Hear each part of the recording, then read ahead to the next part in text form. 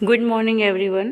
Previously जब हमने chapter 2 की एक्सरसाइज की थी तो तुम लोगों ने ये बताया था मुझे कि हम लोगों ने लिखा ही नहीं है, राइट। तो अब से क्या करना है आपको, पहले जो मैं आगे बढ़ाती जाऊंगी, आपका एक्सरसाइज इनकम्प्लीट है तो उसका कोई मीनिंग नहीं है। इसीलिए आपको क्या करना है कि मैं जो एक्सरसाइज भेज रही हूँ उसको आपको लिखना है, ठीक है। क्योंकि आप इसमें से देख कर सुन करके आप उसको अपने आइडिया से लिख सकते हैं। तो आपको क्या करना है, अब जैसे हमारा 1, 2, 3 और 4 चैप्टर तो अभी इनकम्प्लीट है, राइट। हमारे पास में अभी बहुत सारा टाइम है, सो डोंट वरी।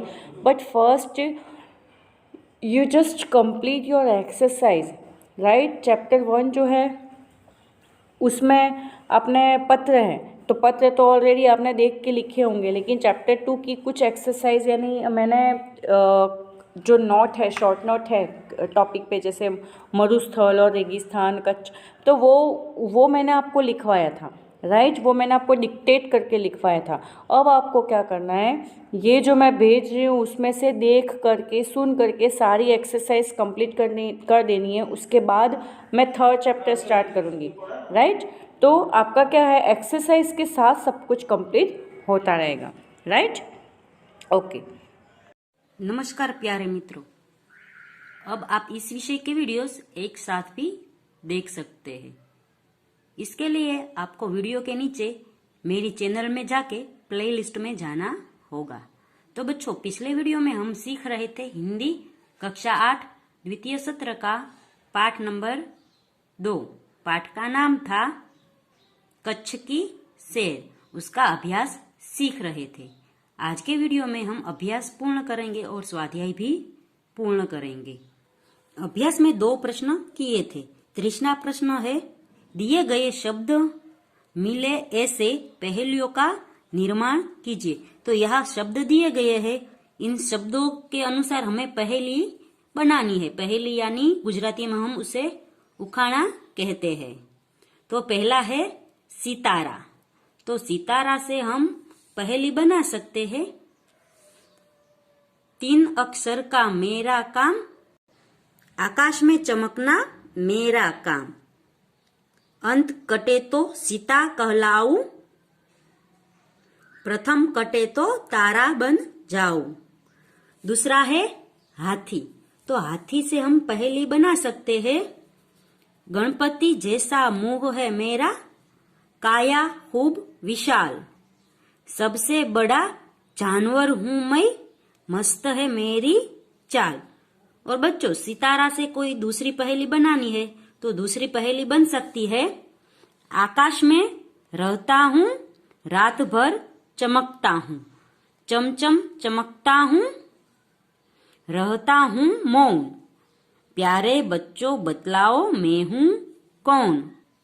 तीसरा है चिराग।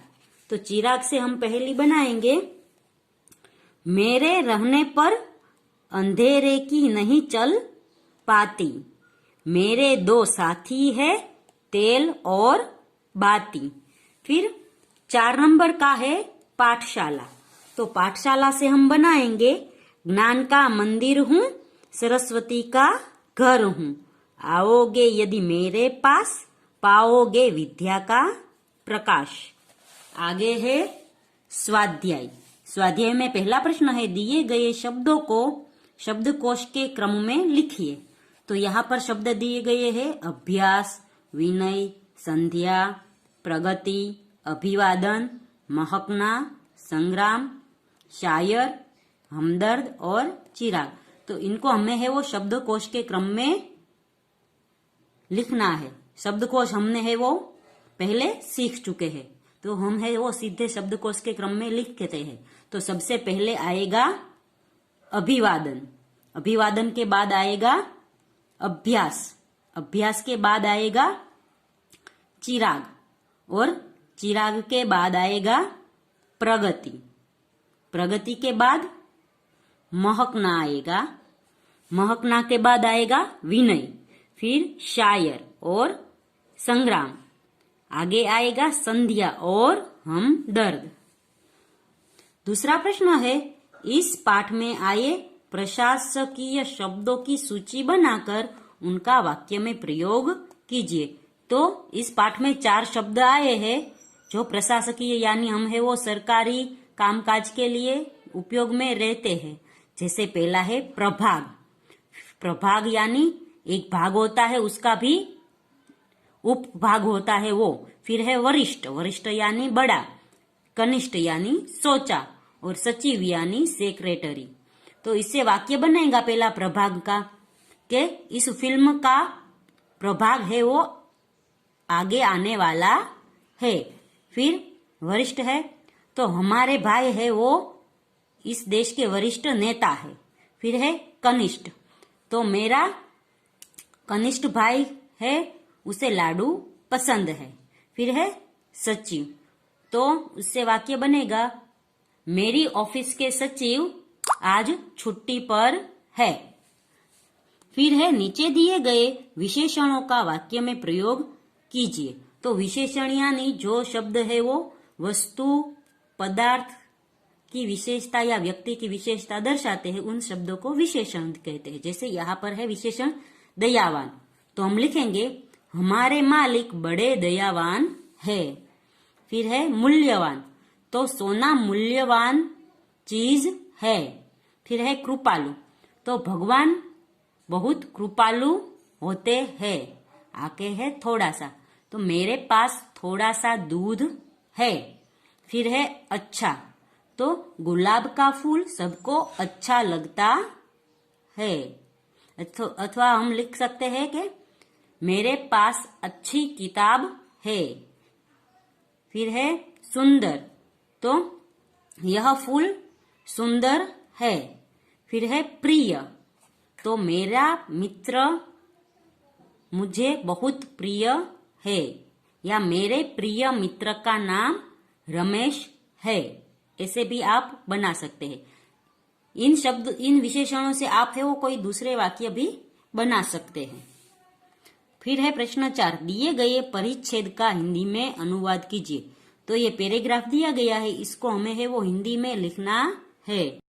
तो हिरण नदीनी पश्चिम बाजुए सूरज दादा विदाय लही રહ્યા હતા। तो हम लिखेंगे हिरण नदी की पश्चिम की तरफ सूरज दादा विदा ले रहे थे।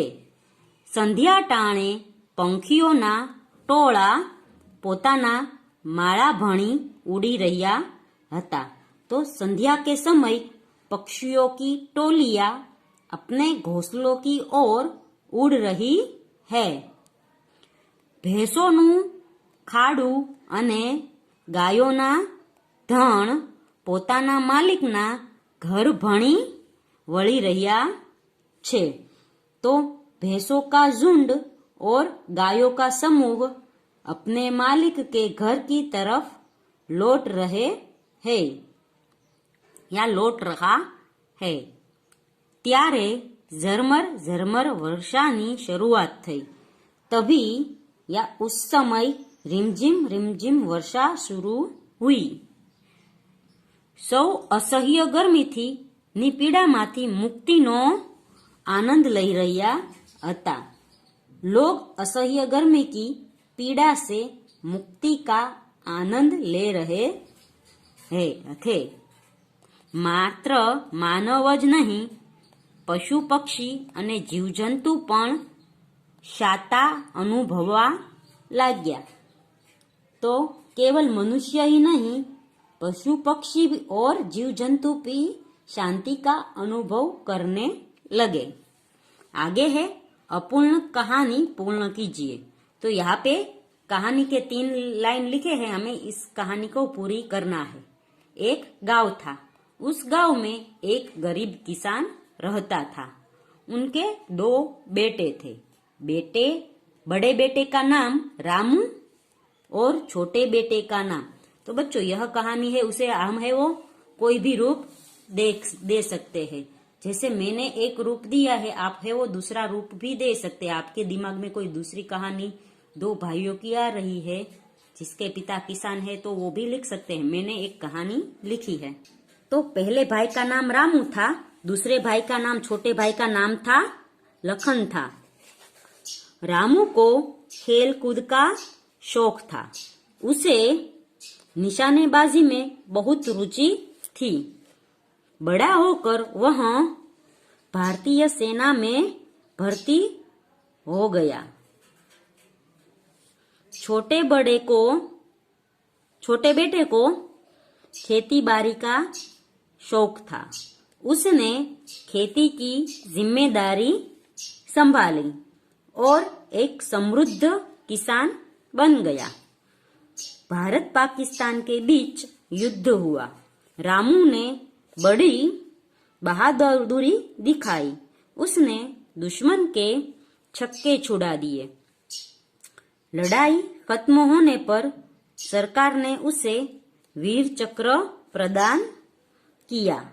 सेना में उसे ऊंचा पद दिया गया। उसकी शादी सेना में डॉक्टर की नौकरी कर रही शीला से हो गई। छोटे भाई ने भी अपनी बचपन की दोस्त राधा से शादी की। सभी खुशी खुशी रहने लगे। किसान यह सोचकर खुश है कि उसके बेटों ने जय जवान जय किसान का नारा सार्थक कर दिखाया है।